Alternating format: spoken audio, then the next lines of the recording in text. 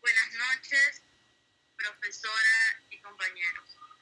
Nosotros le vamos a hablar sobre las estructuras grupales. Los integrantes son Briones Brittany, Briones López Yarelis, Gómez Cervantes Melanie, Macías Moreira Jenny, Menéndez Espinales Natalia, Pinargote Pilay Wendy, Reyes Bermello Luis, Victorero Revelo Michael, Iberi Sellán Jenny y Zamora Giler Melanie.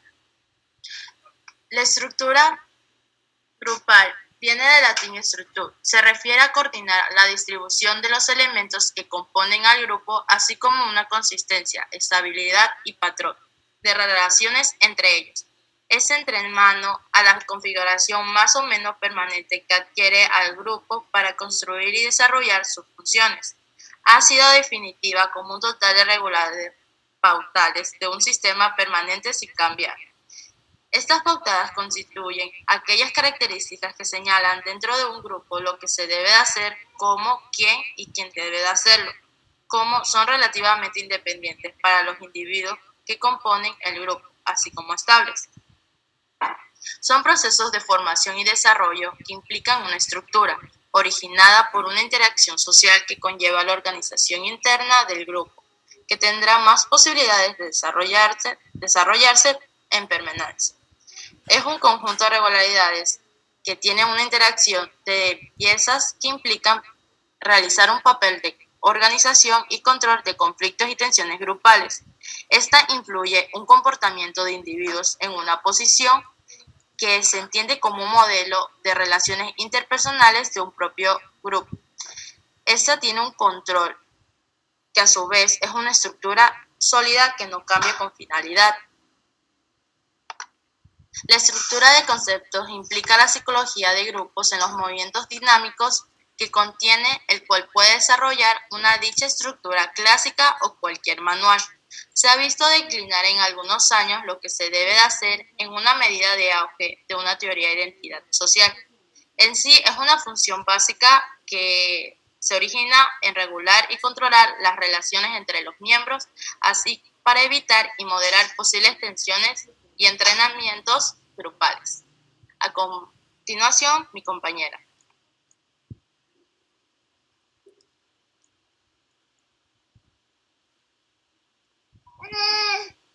Yo le voy a hablar sobre los componentes de la estructura.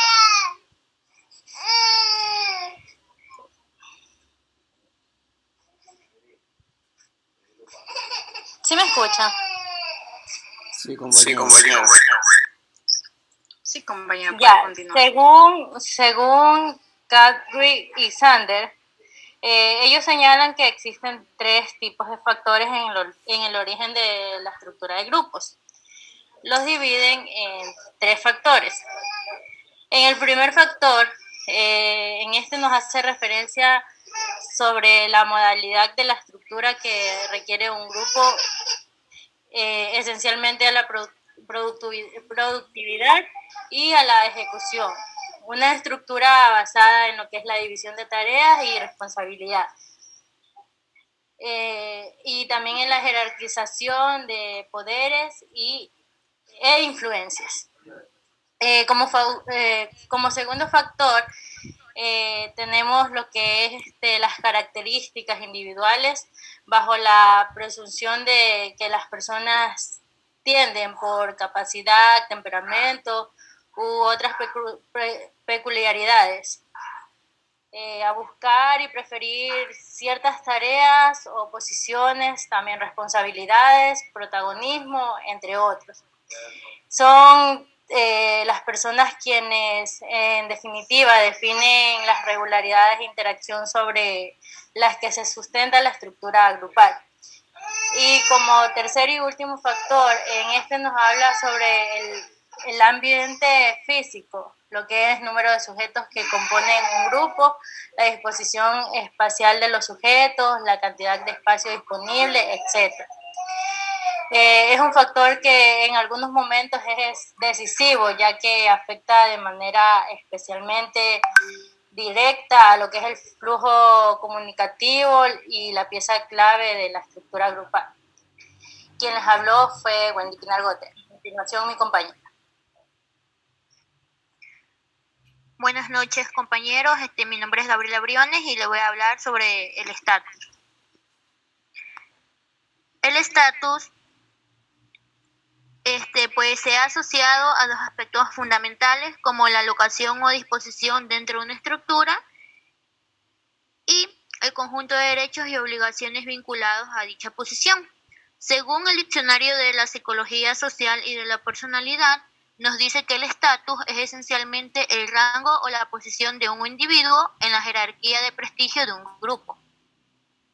Por otro lado, tenemos 3 teorías específicas que nos hablan sobre los diferentes procesos o establecimientos del estatus. En primer lugar, nos dice que se describe las características de los sujetos, pues socialmente significativas, pues llegan a ser salientes según activado en sus creencias culturales, que configuran expectativas de un rendimiento. El segundo factor es la toma de interés en el impacto de las recompensas sociales sobre las expectativas e influencias. Y en tercer lugar tenemos que se centra dentro de un desarrollo de patrones de intercambios conductuales entre los actores. Por otro lado, tenemos la teoría de la identidad social, que también se ocupa del estatus de grupo. Otro aspecto importante a considerar es que el estatus, desde la teoría de la identidad social, es la estabilidad o inestabilidad del mismo. También tenemos lo que es la teoría de los estados de las expectativas, que nos hace referencia a la defensa, que defiende que los miembros del grupo forman expectativas sobre las posibles contribuciones de cada integrante para el logro de sus objetivos grupales. En estas expectativas se basa en la organización de la observación de características personales, tanto como la inteligencia, el conocimiento y la preparación de alguna tarea, o etcétera. Aunque también se consideran aquellas que tienen una connotación más genérica, como la edad, el sexo y presumiblemente los atributos de clase social. A continuación, mi compañera.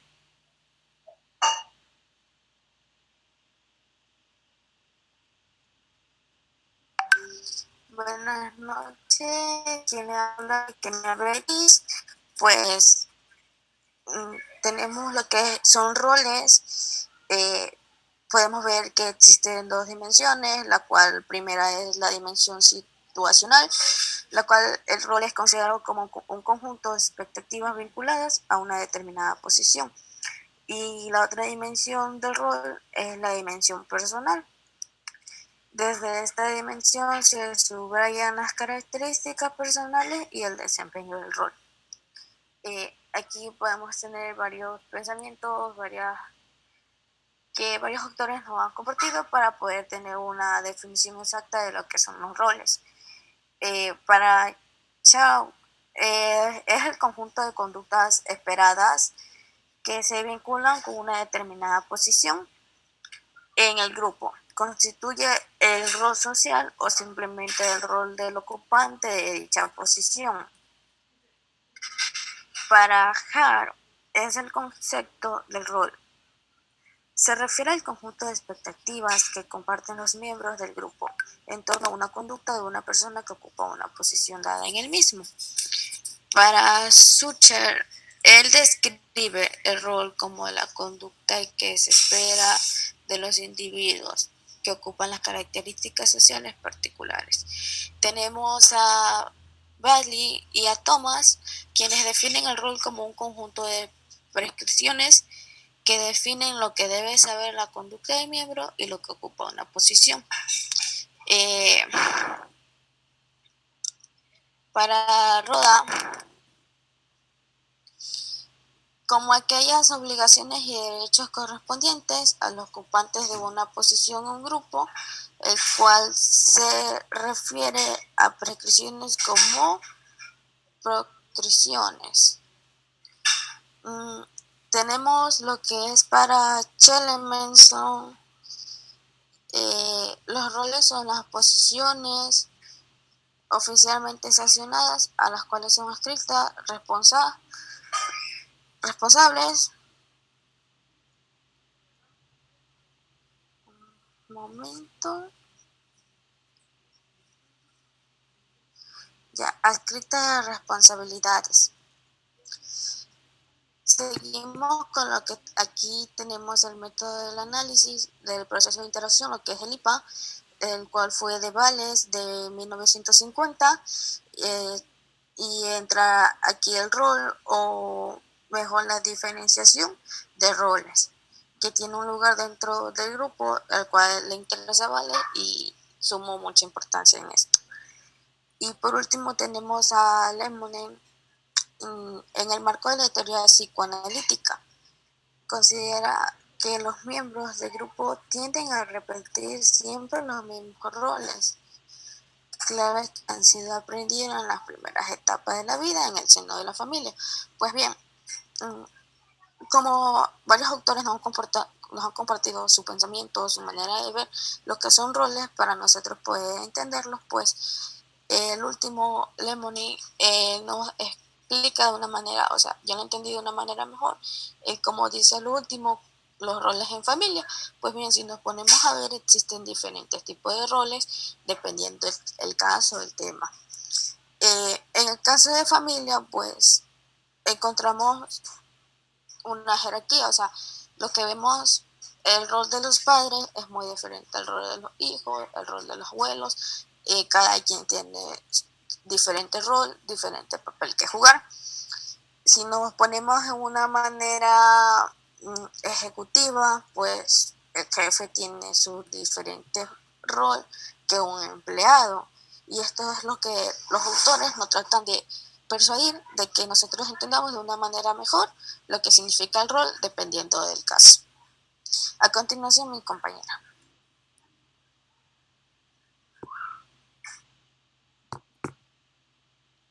Buenas noches, profesora. Mi nombre es Luis Angelino Reyes. Yo voy a hablarles sobre la diferenciación de roles. Ya aquí podemos asociar a las características del grupo y en las cuales se pueden destacar varios objetivos y metas del grupo.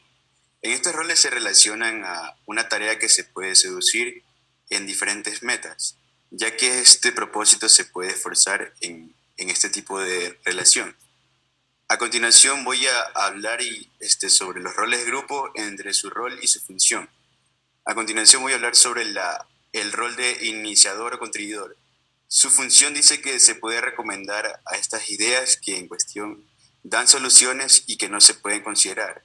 El siguiente rol es el buscador de información. La función de ella es que esta es una búsqueda en la cual se dan información entre diferentes personas.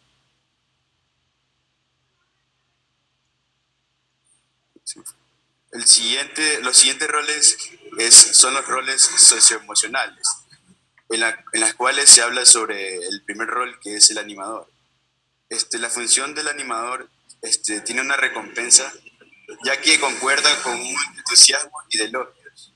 El siguiente rol es el compromisario. En esta función, esta cambia entre este tema que se reduce en conflicto de grupo. El siguiente rol es el facilitador. En esta función se suaviza una comunicación que asegura esta participación entre todos los medios. El siguiente rol es el colocador de estándares. Aquí la función de ella es que se puede expresar o puede dar una discusión de patrones a la evaluación de las calidades de los procesos de grupos. El siguiente rol son los roles individuales, en la cual el primer rol es el rol del agresor. La función del rol del agresor es que se expresa de desaprobación de actos, ideas y de sentimientos de los otros, o sea que él es el que ataca al grupo. El siguiente rol es el bloqueador. La función del bloqueador es el negativista, o sea que resiste a la influencia del grupo y se opone a las adversidades que le pone el grupo sin necesidad. El siguiente rol de ella es el dominador, en la cual la función del dominador reclama una autoridad o superioridad, o sea, es un manipulador. Ya. Con esta clasificación podemos hablar que los autores siempre intentan separar a los roles en las cuales están, que son los roles en los roles y en función. Ben y Sid señala que los roles de miembros relevantes para el crecimiento del logro en grupo deben seguir claramente al uso en las cuales se hacen entre los individuos y el ambiente que hay en ella, para poder así satisfacer las necesidades individuales. A continuación, mi compañera.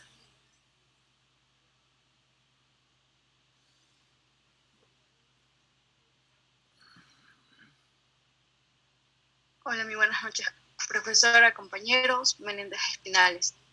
Bueno, Vales plantea un esquema básico tridimensional que reformula con mayor profundidad en el sistema para la observación de los grupos a nivel múltiple. Este sistema se estructura en 3 dimensiones. La primera refleja el poder y autoridad del grupo, la segunda el agrado y la tercera la facilitación de los objetivos. Cada una de estas dimensiones se diversifica en 2 categorías mutuamente excluyentes. En la primera dimensión se presenta la dominación y sumisión. En la segunda, amistoso y hostil. En la tercera, instrumental, que viene siendo controlador, y emocional. También podemos ver problemas que presenta la ejecución de rol, que nos dice que en la ambigüedad de rol que surge por la discrepancia entre la formación de que dispone el ocupante de una posición y la información necesaria para un adecuado desempeño de rol. Existen 2 problemas. Conflicto de roles, presentados en modalidades, disculpen. Los mantenidos por una misma persona, que son los intrasubjetivos. A continuación, mi compañera. Normas. Para las normas hay una multiplicidad de conceptos. La norma social como uniformidad. Esta resalta que los miembros de un grupo se manifiestan verbal o conductualmente de una forma similar. La norma como presión social es identificada como un conjunto uniforme de direcciones que el grupo impone a las fuerzas que actúan sobre los miembros del grupo. Otro ejemplo que tenemos es la norma como interpretación de la realidad, un modo establecido de percibir los fenómenos del mundo que nos rodea. O sea, esta última nos enseña que cada persona ve o interpreta su realidad acorde a sus experiencias y vivencias. Normas y ejecución. Las normas disminuyen costes e incrementan beneficios porque traducen en rutinas secundarias de conducta de importancia estratégica para el grupo. Establecen uniformidad de acción esencial para la supervivencia del grupo. Liberan del ejercicio directo del poder porque inducen conformidad o predecibilidad en la conducta.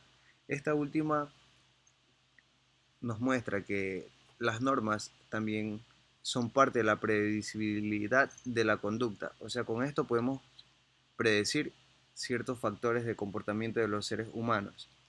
La eficacia aumentará en la medida que se identifiquen normas relativas a un desempeño apropiado de la tarea. Y a continuación mi compañera le va a explicar un poquito más del tema. Yo soy Michael Victorero.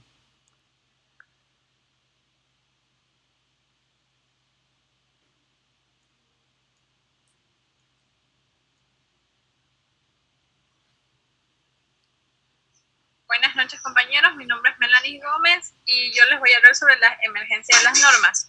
Hay un estudio el cual se comprueba que los juicios de los sujetos se convierten con el tiempo debido a que de una manera individual o privados de la sesión grupal ya fueron marcados entre diferentes sujetos. Sheriff nos plantea que se disolvió los grupos, por ende los sujetos ya se volverían a realizar individualmente, es decir, de una forma sistemática, en la cual en las sesiones pues seguirán fieles a la norma elaborada antes en el grupo, pero no está de menos recalcar que otros investigadores ya han demostrado que este tipo de norma puede existir por sí solas.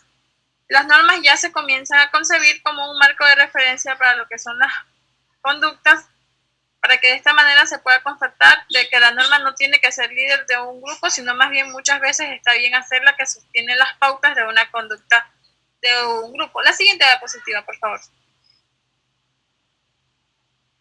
En esta les voy a hablar sobre la desviación respecto a las normas. Aquí tenemos algunos autores de los cuales nos han compartido sus puntos de vista en cómo las normas afectan a los grupos o a los miembros en los que es la conformidad de estas mismas.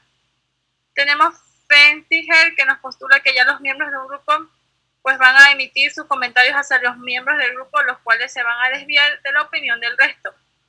Schanker habla de que cómo reacciona el grupo de un conjunto ante una desviación con respecto a la norma partiendo desde una hipótesis de la teoría de festejar.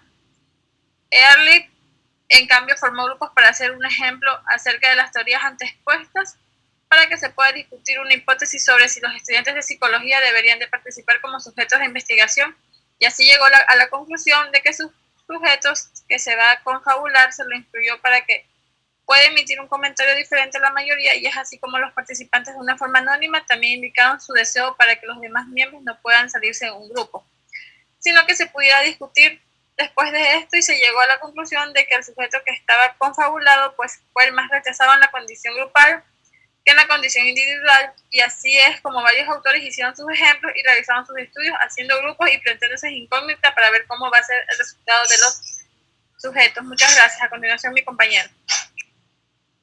Buenas noches, mi nombre es Melanie Isabela Zamora Giler. Las normas en la explicación de las conductas.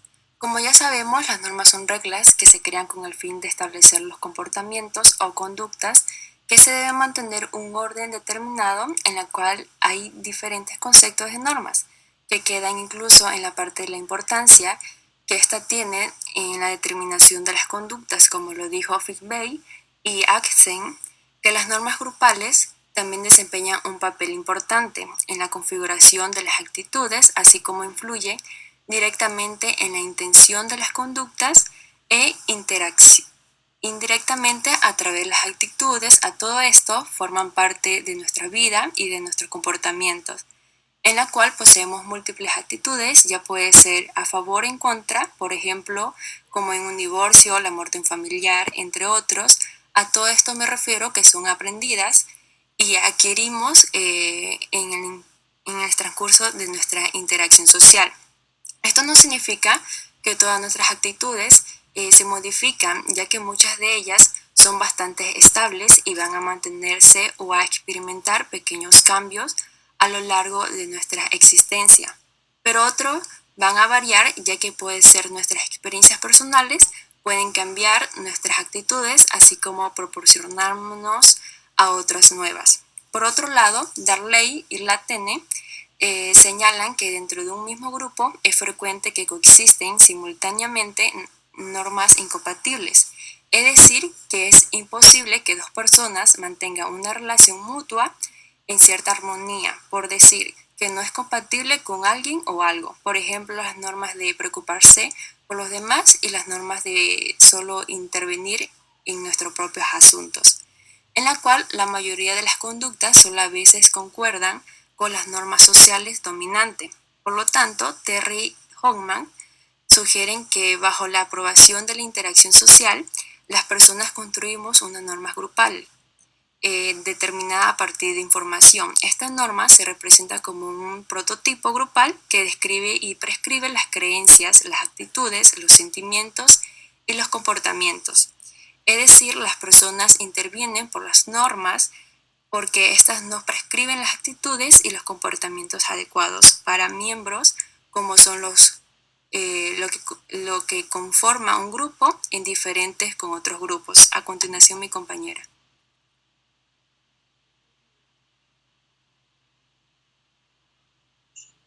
Buenas noches. Macías Moreira les va a hablar sobre cultura de grupo. Pues bien, la cultura de un grupo llega a ser un esquema interpretativo históricamente desarrollado y socialmente mantenido, aunque no necesariamente compartido, que los sujetos utilizan para dar sentido y estructurar sus propias acciones y las de los otros. Además, es importante mencionar que la cultura de un grupo viene definida por la comprensión de las personas del sistema social al que pertenecen incluyendo así aspectos y prácticas de la vida diaria de un grupo de personas que definen y ayudan a mantener lo que ellos consideran normal y lo que dan soporte a aquellas cosas que ellos consideran que son necesarias o valiosas. Por otro lado, es importante mencionar que este es considerado también como un campo simbólico constituido por los procesos de interpretación que proporcionan el contexto para el significado y la comprensión del grupo y de la realidad que ésta ocupa. Asimismo, para evaluar el rendimiento del grupo, los miembros deben estar de acuerdo en qué estándares utilizar y cómo se han de aplicar. También puede ser necesario reconciliar su propia evaluación con las evaluaciones realizadas por los de afuera. E incluso después de realizar la evaluación también puede surgir la cuestión por qué el grupo está teniendo éxito o fracaso y cómo este rendimiento puede ser mejorado. Por último, es importante mencionar que estas rutinas son los procedimientos cotidianos que sigue un grupo de trabajo como hábitos y tradiciones, las cuales son frutos de las normas cuando éstas son conformadas por los miembros. Gracias, esto ha sido nuestra intervención.